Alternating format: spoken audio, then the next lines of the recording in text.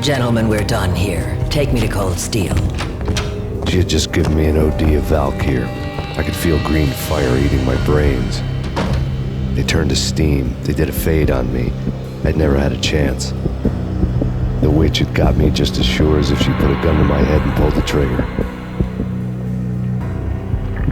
The shadows rushed me, bruised mugshot faces hungry for revenge.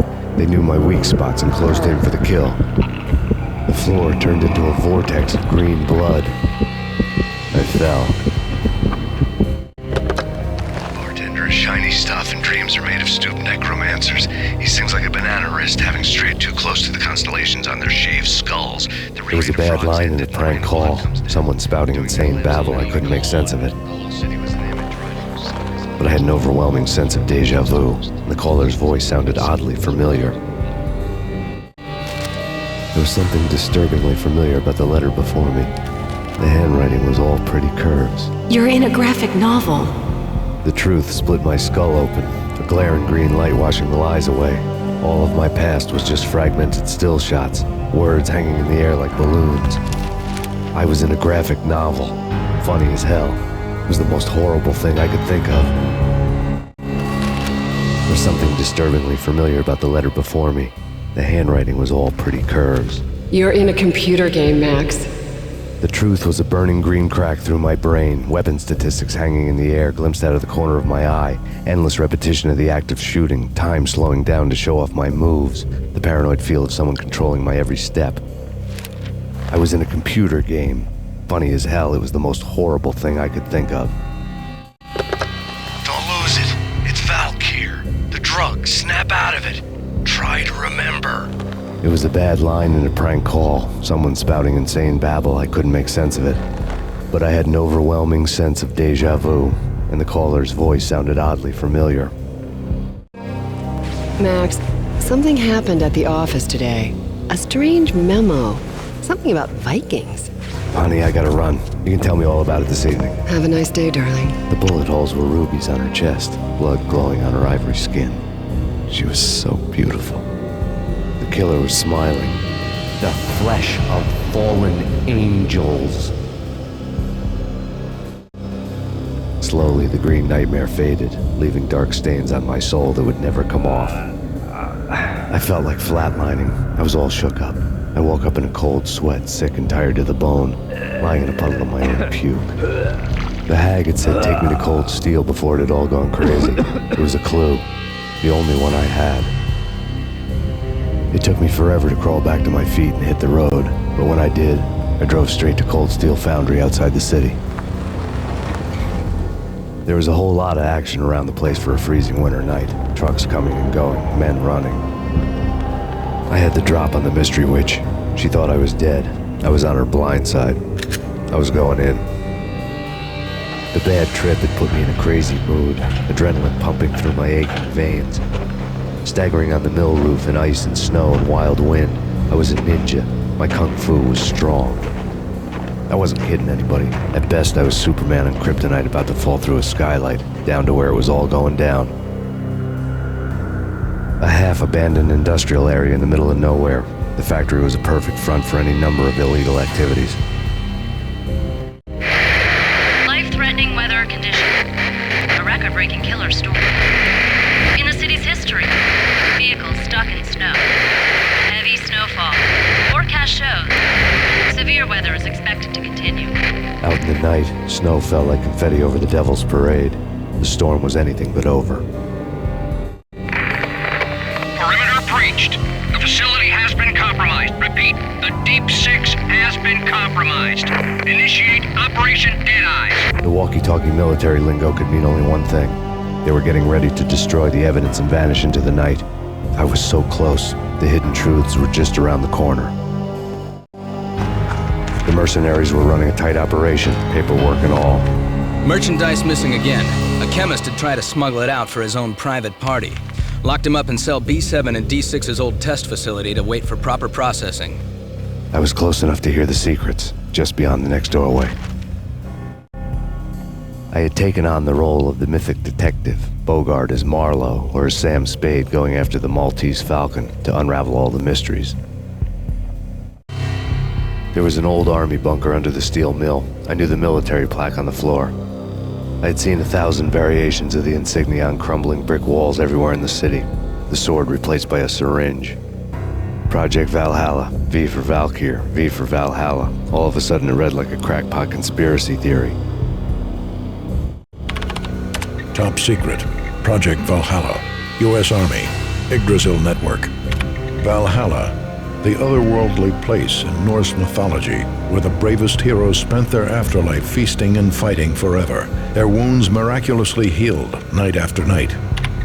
Valkyr, the maidens who chose the most courageous Viking warriors and carried them to Valhalla. 1991. The research objective is to create a chemical substance to enhance the stamina and morale of infantry troops.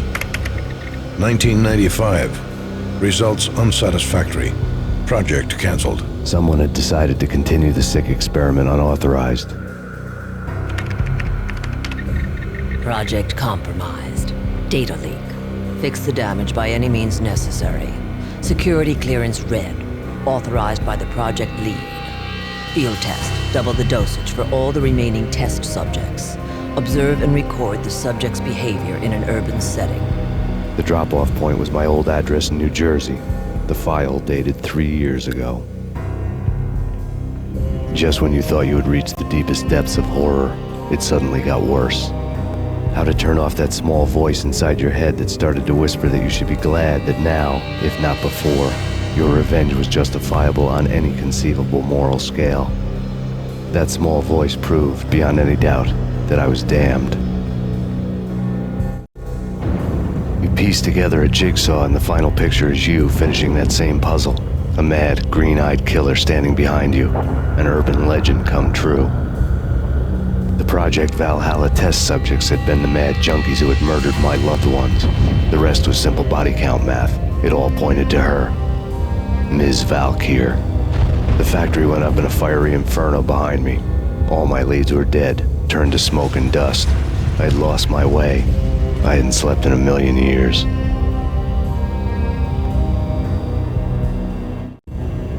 I felt thin as death. I've been living on an endless supply of week-old donuts. They were fuel for this crazy furnace inside my head. I couldn't remember when I had last seen the sun.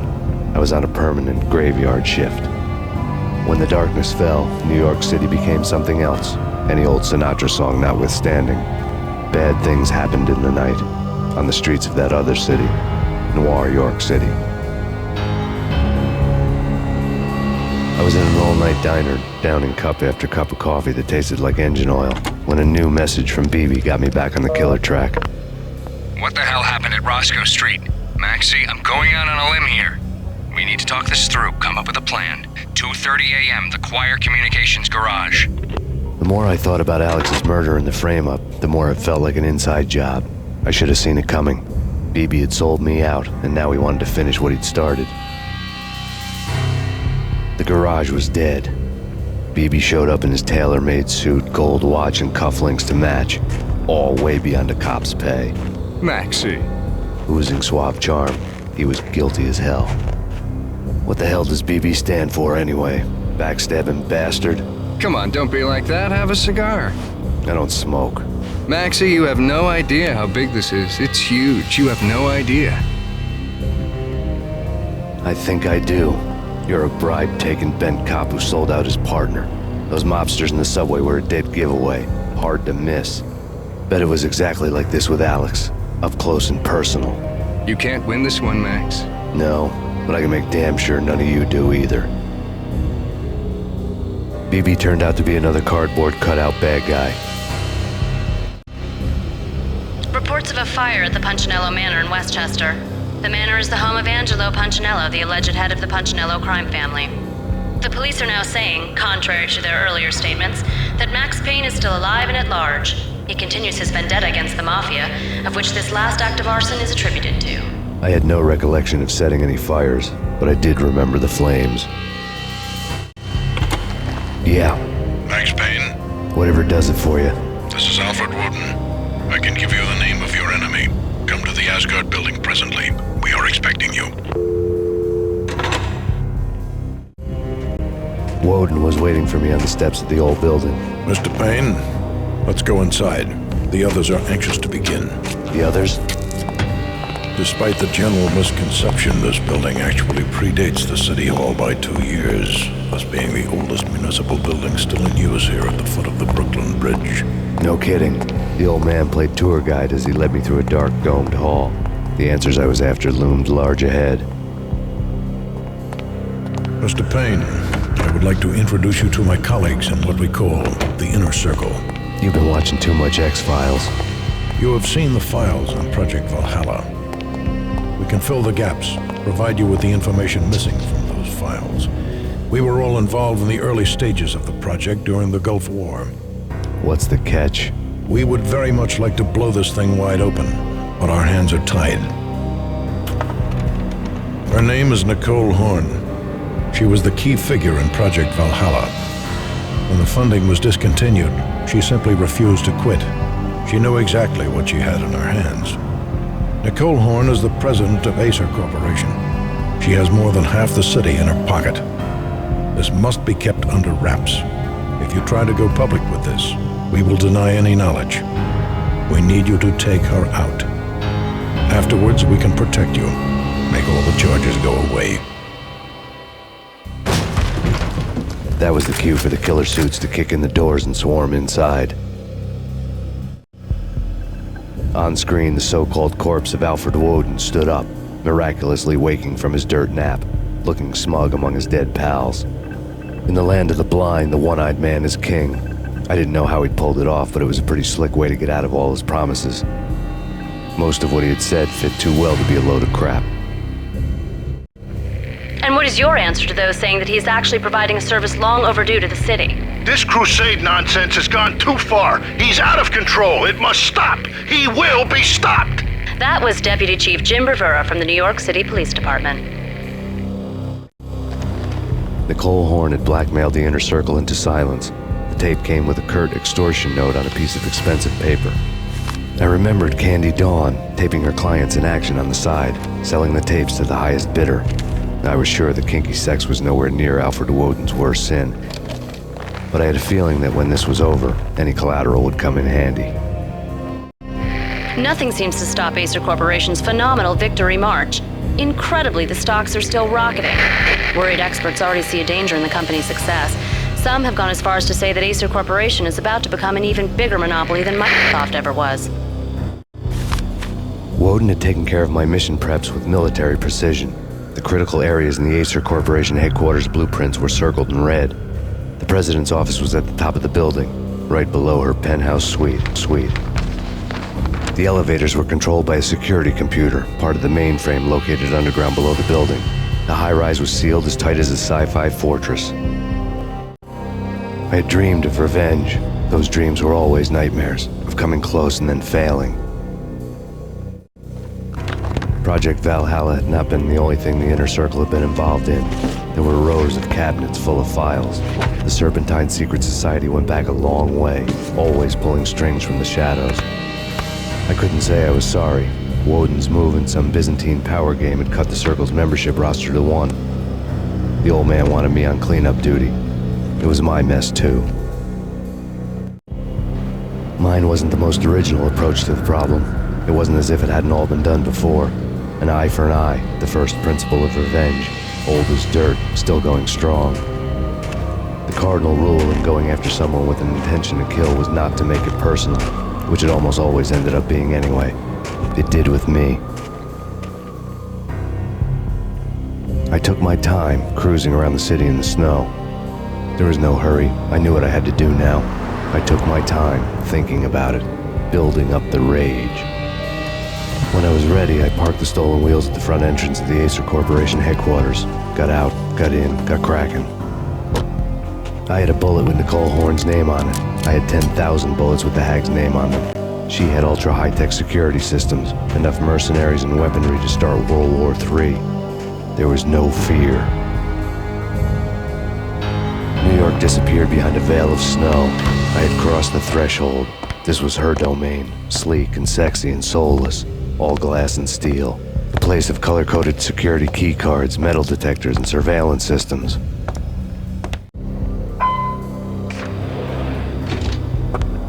Mona. Looking good. Max, we gotta stop meeting like this. It will be a cold day in hell before I let a narc cop stop me. Miss Sachs, do your job. Relax, Max. You're a nice guy. I don't kill nice guys. You're not bad yourself. It was different when Horn wanted Punchinello dead. To cut her ties to the Mafia, he deserved to die. The same goes with her. She's the bad guy here. Her sister was whispering to her in my favor. I knew the appetites of ghosts intimately. They hungered for revenge. No! A gunshot boomed and she fell down in slow motion. She was a nice girl, not really a stone-cold killer.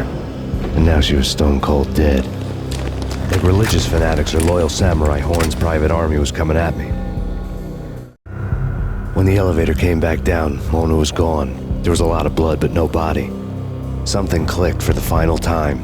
My mind had never been so clear, as if somewhere high above the storm clouds were already gone, cold stars blazing from the black skies. Next to the printer was a neat stack of expensive paper.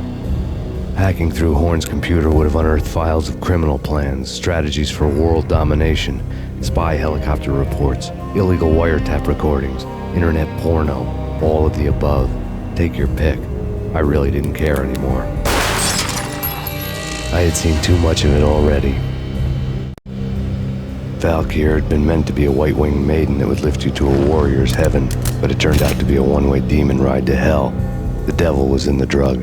I knew. I had met him.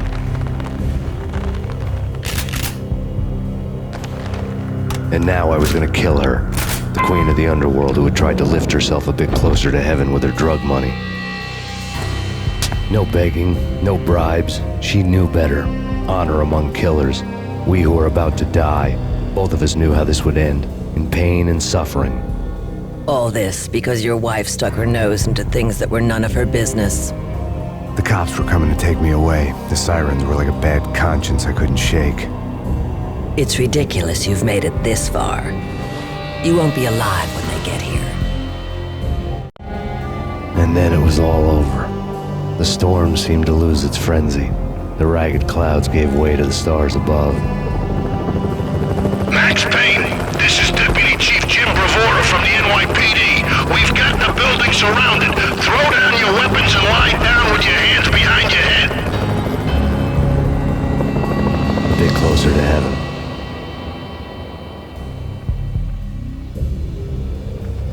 The cops' voices were distant and muted. Freeze! NYPD! Hold it right there! My ghosts released me from their haunting. Down below, New York City glittered like diamonds on black velvet. You gave us one hell of a ride. Take him down to Central Booking. You heard the man. Woden was there in the crowd, standing by the sidelines. It wouldn't be over till the man with the patch would say so. He'd say the right words. I knew he would. He'd better. Woden grinned smugly. It was the grin of a winner. That made two of us.